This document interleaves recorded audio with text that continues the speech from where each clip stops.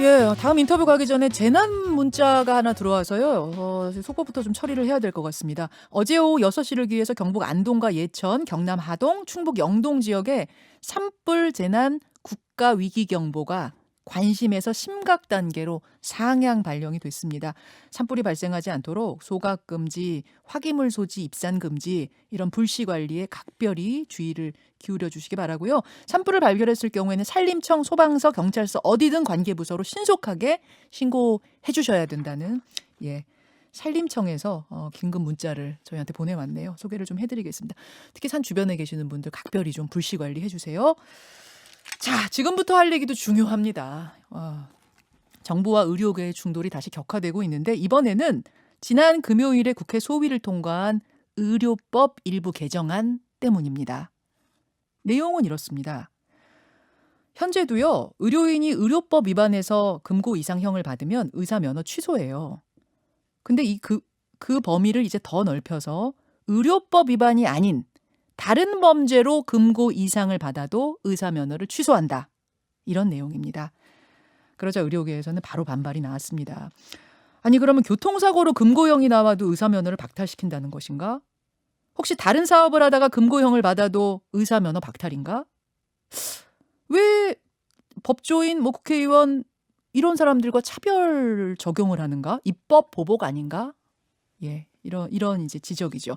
핵심 쟁점은 직무 관련성입니다. 직무와 관계없는 범죄로도 직무를 박탈하는 것 과잉 입법이냐 아니냐. 양쪽 입장 듣고 판단해 보시죠. 먼저 개정안을 발의한 분 보건복지위 소속 민주당 고영인 의원 연결이 돼 있습니다. 고 의원님 안녕하세요. 네, 안녕하세요. 안산 담원갑 고영인 의원입니다. 일단 개정안 내용에 대해서 조금 자세한 설명이 필요해 보여요. 네네네. 지금도 의료법 위반이면 의료법 위반으로 금고 이상 받으면 면허 취소인데 이제 의료 직무하고 상관이 없어도 금고 이상이면 면허가 취소되는 건가요? 네, 그렇습니다. 제가 우선 그 얘기를 하기 전에 꼭 전제하고 싶은 게 있어서 그러는데요. 이제 이번 의료법 개정안이 단순히 그 의사면허 요건의 강화가 아니고 의사면허 요건을 정상화하는 과정이다. 이걸 우리 국민들이 이해해 주시면 좋겠고요. 이게 이제 의사를 옥죄는 것이 아니라 의사의 신뢰를 높이는 과정이다. 이 말씀을 먼저 하고 시작하겠습니다. 지금 말씀하신 것처럼 기존에 이제 의료 직무상 범죄라고 하는 것은 이제 뭐 허위 진단서를 작성했다든가 면허를 뭐 대여해줬다든가 업무상 뭐 비밀 누설을 했다든가 뭐 이런 범죄에 한해서만 그 면허 취소가 됐던 거거든요. 근데 이제는 금고 이상의 형을 선고받은 모든 중범죄도 이걸 확대를 했습니다. 알겠습니다. 지금 그중에 그래서 이제 그 형이 그 실형이 집행되면 5년간 면허가 취소고요. 이제 집행유예가 되면 2년간, 선고유예는 유예 기간 동안 취소하는 것으로 했고 여기서도 이제 한 가지는 예외를 했습니다. 그 의료 행위 중에서 업무상 과실치상죄 이런 경우, 즉 쉽게 얘기해서 의료 사고나 의료 분쟁으로 인한 거는 이번에 제외해 줬습니다. 지금 온라인상에서 맞다 아니다 설왕설래가 되고 있는 사례들이 몇 개 있어서요. 그걸 좀 여쭐게요. 확인을 좀 해주세요. 예를 들어서 스쿨존에서 뜻하지 않은 교통사고가 났어요. 근데 스쿨존은 가중처벌이니까 중형이 선고가 되죠. 그러면 이 경우 형사처벌은 처벌대로 받고 또 이것으로 의사면허까지 취소가 되는 건가요? 맞습니다. 결론은 맞고요. 단지 그 교통사고 거의 그 판사들의 판결에 의해서 징역형의 금고 이상의 형을 때린다라는 것은 굉장히 중대범죄로 보는 거거든요. 특히 사망 이상, 또 음주라든지 이런 거에 대한 엄격한 판결에 의해서 나타난다는 것이고 이걸 우리가 교통사고를 통해서 사망사고나 또 뭐 그 피해자가 장애 평생 불구가 된다든가 이런 것을 경범죄로 본다. 이게 오히려 비상식적인 것이 아닌가 이렇게 보고 있습니다. 두 번째 사례. 의사 면허가 있는 사람이 이제 의료와 전혀 상관없는 다른 사업을 하고 있다가 뭐 부도가 나거나 이래갖고 금고 이상 받는 경우가 있잖아요. 그럼 이런 경우도 해당이 되나요? 면허 취소인가? 이건 제외입니까? 네네네. 이건 왜냐하면 그거는 이제 업무상 연관성을 크게 보지 않고 또 선의의 피해자가 나타날 수 있을 것 같다 해가지고 이번에 제외했습니다. 논란이 되다가. 교통사고 낸 경우는 의사면허 취소인데 사업으로 금고 이상 사업하다가 뭔가 문제 횡령이든 뭐든 문제가 생기는 경우는 제외인 기준은 뭐가 기준이에요? 그러니까 이제 이 파산이라고 하는 부분들은 말 그대로 성실하게 자기 사업을 하다가 예. 그것이 이제 부도가 난다든지 이러한 것들이 있는데 물론 파산도 고의적 파산들, 사기성 파산들이 있습니다. 그럼 이거는 파산이 죄로 성립하기보다는 사기죄로 한다면은 중대범죄가 돼서 이것도 면허 취소가 되는 거죠. 사기죄로 네. 이게 되면은 금융 관련된 그렇죠. 사기죄가 되면 그때는 또 면허 취소. 그렇죠. 자, 그럼 이건 어떻습니까? 다른 문제입니다. 폭행 시비가 붙었어요. 폭행 시비가 붙었는데 저쪽에서 먼저 시작을 했더라도 이게 쌍방으로 폭행을 하다 보면은 양쪽이 다 금고 이상 받는 경우가 굉장히 많거든요. 이 경우도 그러면은 의사면허 취소입니까? 그거는 우리 수사 역량 또 사법부의 판결 이런 것들을 우리가 어느 정도 존중하는 속에서 판단을 해야 될 것 같은데요. 그러니까 일반적으로 단순 폭행들은 거의 벌금으로 끝나지 않습니까? 금고라고 하는 거는 실형이나 집행유예 이상이기 때문에 그 정도로 판결이 나는 경우는 아주 고의적이고 좀 악질적인 폭행 이러한 것들이 그런 판결이 나게 돼 있습니다. 그럼 쌍방 폭행으로도 금고 이상 받으면 그렇죠. 면허 취소는 분명한데 그렇죠. 쌍방인데 그것이 그래요. 일방적으로 당했다든가 이런 것이 아니라 예를 들면 우리가 예를 들어 상대가 어떤 폭행을 했는데 그게 과하다고 거의 살인에 접근할 수 있을 정도의 과한 폭행을 했다라든가 이러한 것들은 큰 범죄가 될 수가 있는 거죠. 자, 지금 이제 설왕설래가 있는 것들 팩트 확인해 주셨는데요. 의료계 반론은 이렇습니다. 건축법 위반하면 건축사 면허 취소되고 음주운전하면 운전면허 취소된다. 근데 쌍방 폭행으로 운전면허나 건축사 면허 취소하진 않지 않느냐. 이번 개정안은 그 대상을 지나치게 광범위하게 규정하면서 억울한 피해자를 만들 가능성이 너무 짙다. 어떻게 생각하세요? 예, 이번에 저는 그런 것이 과도하다고 얘기하는데 저는 이게 의료교 전체 반발이 아니고 지도부의 반발이라고 보는데요. 특히 이제 이거 형평성을 얘기할 때 지금 건축사 예를 들었는데 그 변호사, 또 회계사, 법무사 이 부분은 지금 똑같이 오래전부터 금고 이상의 형에 대해서 모든 금고형에 대해서 면허 취소를 5년간, 3년에서 5년간 하고 있습니다. 그렇기 때문에 지금 그런 예외하고 좀 다른 특별한 사안을 어디서 이제 찾아왔는지 모르지만 대다수의 전문 직역들이 다 그동안 해왔고 그동안 의료계만 예외적으로 됐던 것들을 이번에 정상화시켰다라고 보시면 되고요. 대다수의 전문 직역이 이런 식으로 지금 해당이 되고 있다 그 말씀이세요? 그렇죠. 변호사가 지금 그렇다고 하셨고 또 누구라고 하셨죠? 변호사, 회계사, 법무사는 회계사, 법무사. 그러니까 이 기준에 이번에 개정안이 맞춘 거거든요. 회계사도 교통사고로 금고 이상 나오면은 면허 박탈이. 다 똑같습니다. 이 부분은 잠시 후에 의협에 질문하겠습니다. 네네. 알겠습니다. 자, 왜 하필 이 시기냐? 시기에 대한 또 의문이 제기가 되던데요.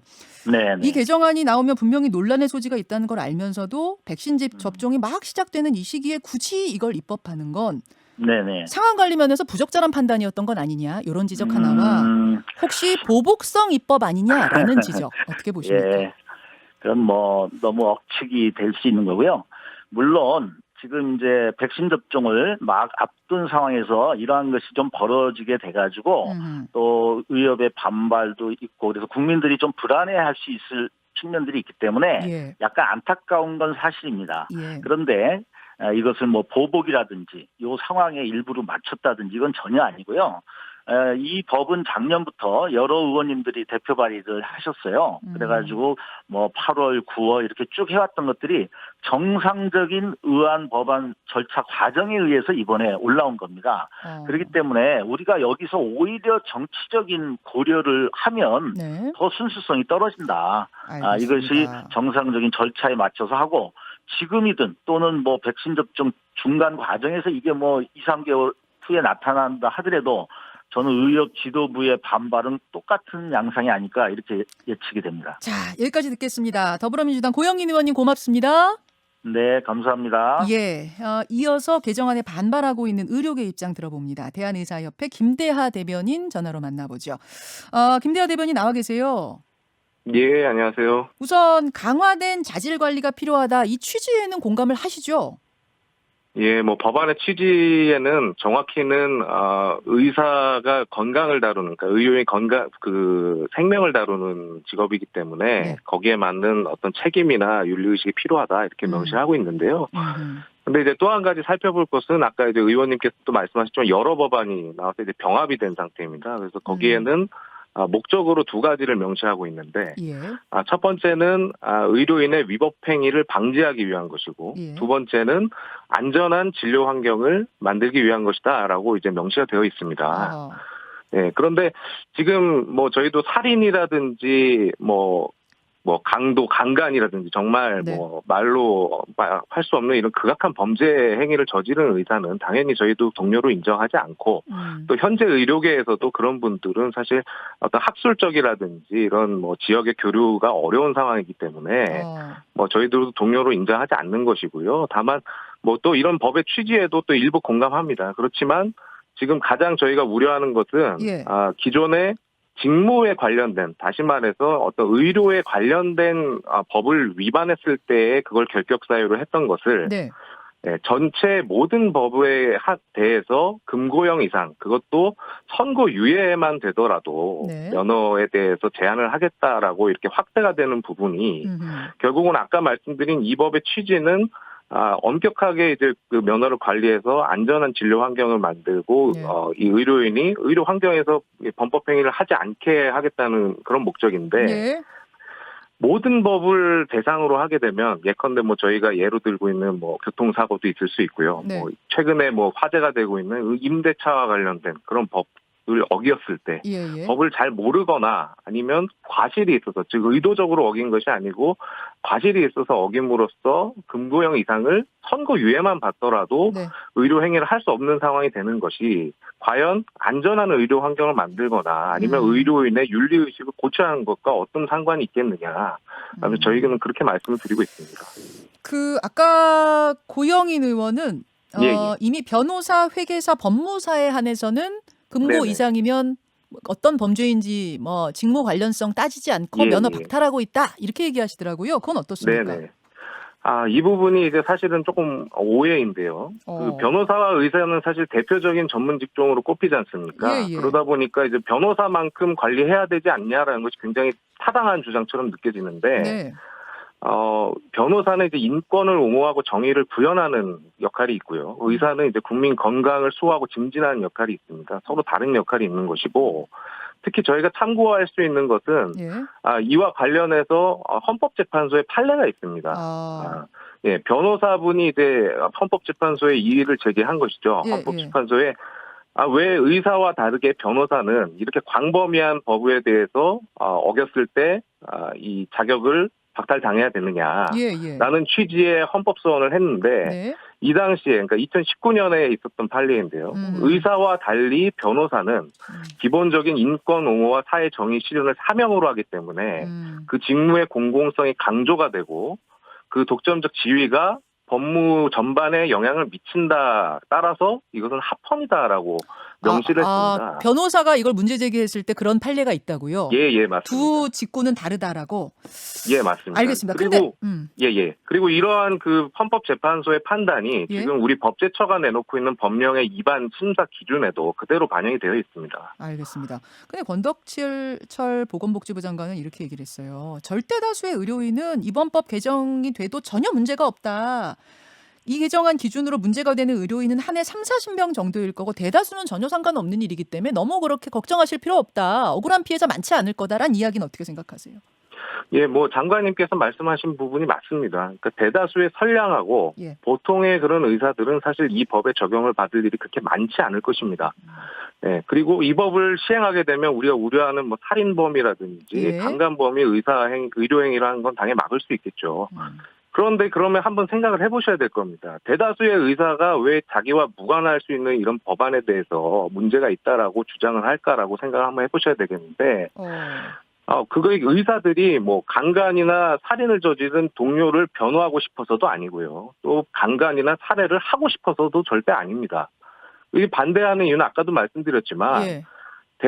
대다수의 그냥 선량한 보통 의사, 우리 주변에 있는 의사가 어느 날 법을 잘 모르거나 혹은 본인의 의지와는 별로 상관이 없이 과실에 의한 이런 사고에 엮임으로써 의료 행위를 할 수 없게 되고 알겠습니다. 아까 말씀하셨던 그런 그런 가능성을 부분. 저희는 걱정을 하는 것입니다. 자, 어쨌든 일단 보건복지비를 통과해서 법사위로 지금 넘어간 상황입니다. 만약 법사위도 통과해서 본회의에 오르게 되는 상황이 되면 어떻게 대응하실 생각이십니까? 뭐 그 부분은 먼저 가정하고 싶진 않고요. 저희는 그 국회에서 법사위가 법의 어떤 체계라든지 작구라든지 이런 것들을 검토하는 곳으로 알고 있고 아까 말씀드린 헌재의 이런 판례라든지 다른 전문 직종과의 이런 비교, 일반적인 상식과 다른 법리적인 부분에서 다툴 부분들이 있다고 보고 있기 때문에 네네. 법제사법위원회 의원들께서 이 예. 부분을 면밀하게 검토해서 판단해 주실 것이라 믿고 있고요. 예, 일부에서 지금 마치 단체 행동이나 뭐 코로나 관련된 협조에서 저희가 중단을 하는 것을 마치 기정사실처럼 말씀하시는데 왜냐하면 최대집 회장이 파업을 언급하셨기 때문에 아마 그런 얘기들이 나오는 것 같습니다. 그런 언급을 할 수밖에 없을 정도로 의료계 내부에 격앙된 분위기 내지는 강경론도 분명히 있다는 것이고요. 전체적인 건 아닙니까? 전체적인 분위기는? 그렇지만 저희가 지난해에 잘 아시듯이 공공의대나 의대 정원과 관련된 한 달간의 그런 파업 투쟁 당시에도 코로나 관련 업무나 이런 필수 기능에 대해서는 유지한다는 원칙을 지켰습니다.